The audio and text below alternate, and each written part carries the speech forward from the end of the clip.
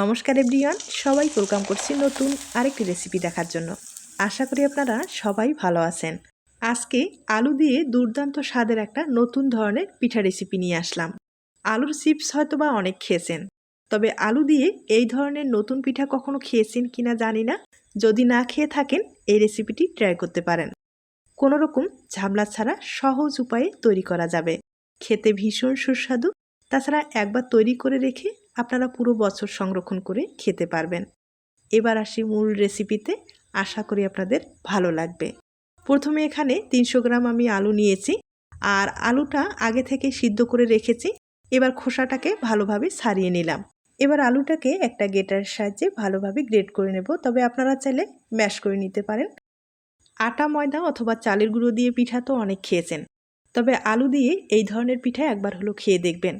আলুর এই পিঠাটা একবার খেলে স্বাদ ভুলতে পারবেন না। আমার মনে হয় একবার তৈরি করলে আপনারা বারবার কিন্তু এই পিঠাটাই খেতে ইচ্ছে করবে।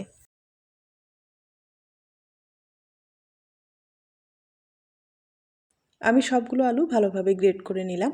এখন যেটা করতে হবে, এখানে আমি 100 গ্রাম চালের গুঁড়ো ব্যবহার করব। আর এটা শুকনো চালের গুঁড়ো, আতপ চালের গুঁড়ো। তবে আপনাদের হাতের কাছে যদি চালের গুঁড়োটা না থাকে, সেক্ষেত্রে আটা অথবা ময়দা ব্যবহার করতে পারেন। আর এখন স্বাদ মতো লবণ দিয়ে খুব ভালোভাবে মিশিয়ে নিতে হবে, আর একটা ডো তৈরি করে নিতে হবে। ডোটা নরম থাকতে হবে। তবে আপনারা চাইলে এই পিঠাটা একটু মশলাদার করে তৈরি করে নিতে পারেন। যেমন এখানে কিন্তু গোলমরিচের গুঁড়োটা ব্যবহার করতে পারেন, মরিচের গুঁড়ো ব্যবহার করতে পারেন। মানে আপনাদের পছন্দ মতো মশলা ব্যবহার করে কিন্তু পিঠাটা তৈরি করে নিতে পারেন। আমি খুব ভালোভাবে কিন্তু মিশিয়ে নিচ্ছি। তবে অনেকটাই শক্ত মনে হচ্ছে, তার জন্য যেটা করতে হবে, এখানে কিন্তু জল ব্যবহার করে ডোটাকে একটু পাতলা করে তৈরি করে নিতে হবে। তবে এখানে কিন্তু নর্মাল জল ব্যবহার করা যাবে না, হালকা কুসুম গরম জলটা ব্যবহার করতে হবে। তবে জলের পরিমাণ একবারে কিন্তু কম করে দিতে হবে, আর লাগলে পরে দেওয়া যাবে, একটুতেই বেশি হয়ে যেতে পারে। তাই সামান্য পরিমাণে জল দিয়ে খুব ভালোভাবে কিন্তু মেখে নিতে হবে। আমি হাত দিয়ে খুব ভালোভাবে ডোটাকে তৈরি করে নেব। তবে হ্যাঁ, ডোটা যেন কোনো রকম দানা থাকে না, সেভাবে তৈরি করে নিতে হবে। ভিতরে দানা থাকলে ডিজাইনটা তৈরি করতে সমস্যা হয়ে যাবে। আর যদি কোনো কারণে দানা থেকেই যায়, তার জন্য যেটা করতে পারেন, একটা চালনির সাহায্যে ভালোভাবে কিন্তু চেলে নিতে পারেন। আর চেষ্টা করবেন ভিতরে যেন কোনো রকম দানা না থাকে। আমি আবারও সামান্য পরিমাণে একটু জল ব্যবহার করব, আর খুব ভালোভাবে ডোটাকে তৈরি করে নেব। তবে আলুটা চেষ্টা করবেন গ্রেটের সাহায্যে ভালোভাবে গ্রেট করার পরে এভাবে ডোটা তৈরি করার। তাহলে ডোটা আঠালো হবে, আর খুব সহজেই আপনারা ডিজাইনটা তৈরি করতে পারবেন। দেখতেই পাচ্ছেন ডোটা অনেক আঠালো হয়েছে। আর এরকম ডো তৈরি করলে আপনাদের পছন্দ মতো যে কোনো ডিজাইনের পিঠা খুব সহজেই তৈরি করে নিতে পারেন। আমি ডোটাকে কিন্তু খুব ভালোভাবে হাত দিয়ে মথে নিচ্ছি, আপনারা হয়তোবা দেখে বুঝতে পেরেছেন।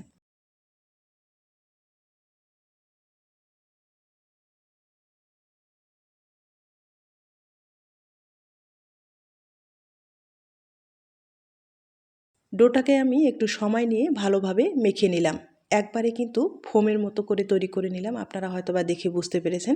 ভিতরে কিন্তু কোনো রকম দানা নেই, আর দানা না থাকলেই ভালো, ডিজাইনটা তৈরি করতে সুবিধা হবে।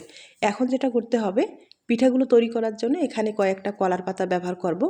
আর কলার পাতা আগে থেকে আমি পরিষ্কার করে রেখেছি, সামান্য পরিমাণে একটু তেল ব্যবহার করতে হবে, তাহলে খুব ইজিলি পিঠাগুলো উঠে আসবে, কোনো রকম সমস্যা হবে না। এবার আমি পিঠাগুলো তৈরি করার জন্য এখানে সিরিঞ্জ ব্যবহার করব। সিরিঞ্জের সাহায্যে খুব সহজেই এই পিঠাগুলো তৈরি করা যাবে। তবে আপনাদের হাতে যদি সিরিঞ্জ না থাকে, সেক্ষেত্রে এই ডোটা যে কোনো প্লাস্টিকের ব্যাগে ঢুকিয়ে খুব সহজেই ডিজাইনটা তৈরি করতে পারবেন। তবে সিরিঞ্জ দিয়ে পিঠাটা তৈরি করলে শেপটা ভালো আসবে, দেখতে ভালো লাগবে। আর এখন একটা স্টিলের গ্লাস ব্যবহার করলাম। এটা স্টিলের গ্লাসের সাহায্যে কলার পাতাটায় হালকা করে একটু গোল দাগ দিয়ে দিলাম। আর এই দাগে দাগে যদি পিঠাটা তৈরি করা যায়, প্রত্যেকটা পিঠাই কিন্তু সমান হবে, দেখতে ভালো লাগবে।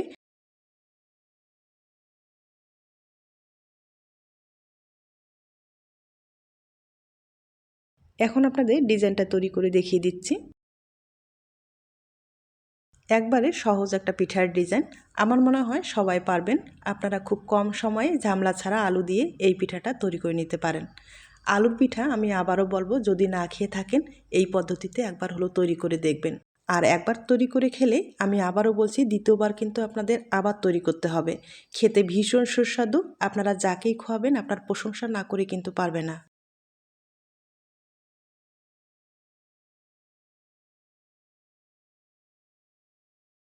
আর এই পিঠাগুলো তৈরি করতে যে খরচের একটা ব্যাপার আছে সেটাও না। আপনাদের হাতের কাছে কয়েকটা আলু থাকলে আর যদি আটা ময়দা অথবা চালের গুঁড়ো থাকে তাহলে কিন্তু খুব সহজে পিঠাগুলো বানিয়ে নিতে পারেন। আর এই পিঠাগুলো যে একবার তৈরি করেই খাবেন তা না, একবার তৈরি করে রেখে আপনারা কিন্তু পুরো বছর সংরক্ষণ করে খেতে পারবেন।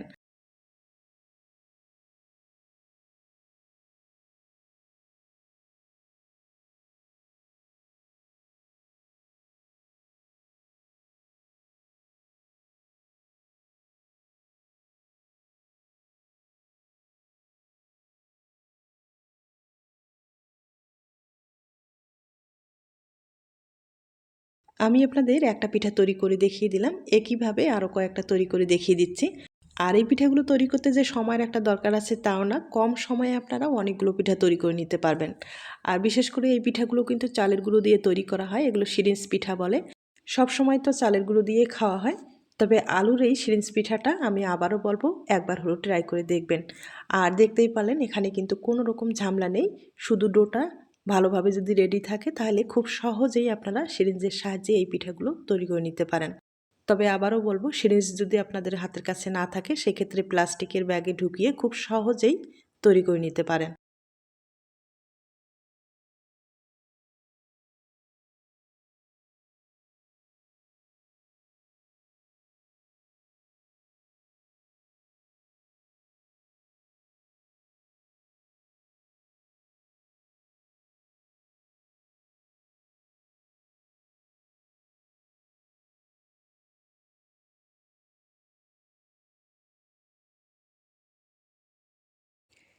আমি আপনাদের 4টা পিঠা তৈরি করে দেখিয়ে দিলাম।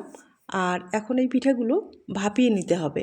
ভাপানো ছাড়া এই পিঠাগুলো কিন্তু সংরক্ষণ করা যাবে না, অবশ্যই ভাপিয়ে নিতে হবে। সাধারণত যেভাবে চালের গুঁড়ো পিঠাগুলো ভাপিয়ে নেওয়া হয় একই প্রসেসে কিন্তু এই পিঠাগুলো ভাপিয়ে নিতে হবে। তাই আগে থেকেই পাত্রে জল বসিয়েছি, জলটা কিন্তু হাই হিটে ভালোভাবে বলক নিয়ে আসতে হবে, এরপরে পিঠাগুলো দিয়ে দিতে হবে। আর পিঠাগুলো ভাপিয়ে নিতে বেশি সময় লাগবে না, 1 মিনিটের মতো সময় লেগে যেতে পারে, 1 মিনিটের উপরে কিন্তু সময় লাগবে না। আর এভাবে আমি আপনাদের পিঠাগুলো ভাপিয়ে দেখিয়ে দিচ্ছি। আর এই পিঠাগুলো ভাপিয়ে নেওয়ার পরে এগুলো কিন্তু রোদ্রে শুকাতে হবে। আর রৌদ্রের যদি ব্যবস্থা না থাকে সেক্ষেত্রে কিন্তু চিন্তার কোনো কারণ নেই, ফ্যানের নিচে রেখে আপনারা খুব সহজেই পিঠাগুলো শুকিয়ে নিতে পারবেন। আর দেখতে পাচ্ছেন আমার কিন্তু ভাপানো হয়ে গেছে। আর ভাপিয়ে নেওয়ার পরে এই পিঠাগুলো কিন্তু দেখতে বেশি সুন্দর হয়, হয়তোবা আপনারা দেখে বুঝতে পেরেছেন। একইভাবে আরও একবার আমি ভাপিয়ে দেখিয়ে দিচ্ছি। তবে আপনারা চাইলে এই পিঠাগুলো ভাপিয়ে নেওয়ার পরে এভাবেও কিন্তু যে কোনো তরকারির সাথে খেতে পারেন। এভাবেও কিন্তু খেতে খুব ভালো লাগে, আপনারা চাইলে ট্রাই করতে পারেন।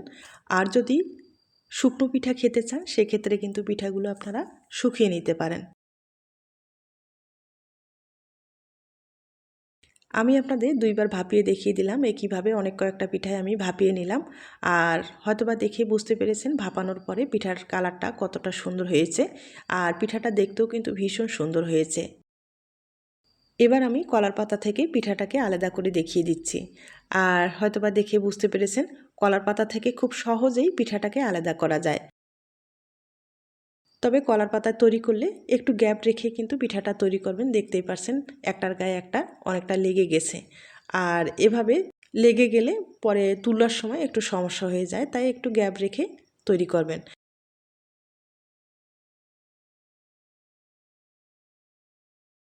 দেখতেই পারছেন প্রত্যেকটা পিঠাই কিন্তু খুব সুন্দর হয়েছে। আর এগুলো না যখন রোদ্রে শুকা হবে একটু আঁকাবাঁকা হয়ে যেতে পারে। শুকানো পিঠা এতটা দেখতে যে ফ্রেশ দেখতে একটা ভালো লাগবে সেটা কিন্তু হয় না।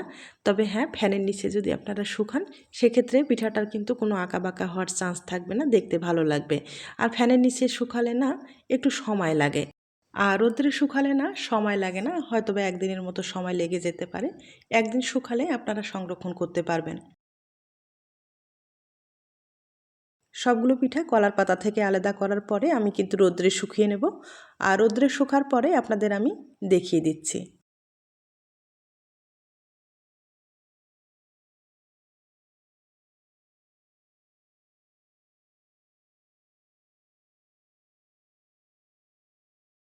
পিঠাগুলো আমি রোদ্রে শুকিয়ে নিলাম, আর শুকানোর পরে দেখতেই পারছেন কতটা সুন্দর হয়েছে। এভাবে কিন্তু আপনারা দীর্ঘদিন পর্যন্ত পিঠাগুলো সংরক্ষণ করতে পারবেন, কোনো রকম সমস্যা হবে না। তবে আবারও বলবো, চালের গুঁড়োর পিঠা তো অনেক খেয়েছেন, আলু দিয়ে এভাবে একবার তৈরি করে দেখবেন।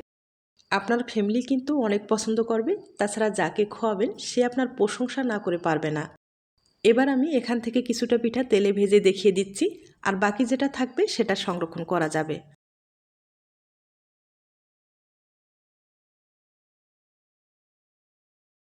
এখন আপনাদের কয়েকটা পিঠা আমি তেলে ভেজে দেখিয়ে দিচ্ছি।